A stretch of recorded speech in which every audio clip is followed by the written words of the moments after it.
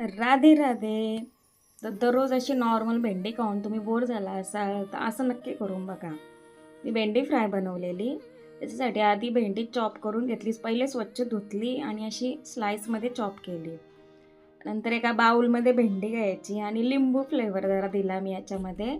मस्त लागतं. थोडासा लिंबू पिळायचा आणि नंतर आपलं घरातलं बेसिक मसाला, आगरी मसाला वगैरे तो यूज केला मी.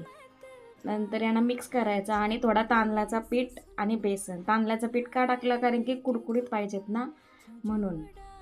आणि नंतर परत यांना पण थोडासा मिक्स करायचा नॉर्मल असा पाण्याचा शिंतडा वगैरे मारून.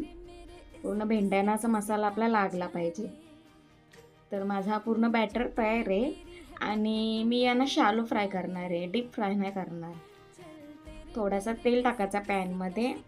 जे जे आपला जशी जागा भेटेल तसं भेंडी ॲडजस्ट करायची याच्यात आणि मिनिमम 4 ते 5 मिनटं असं लो गॅसवर यांना शिजवून घ्यायचं आणि एकदम कुरकुरीत असं भेंडी मसाला होतो, भेंडी फ्राय.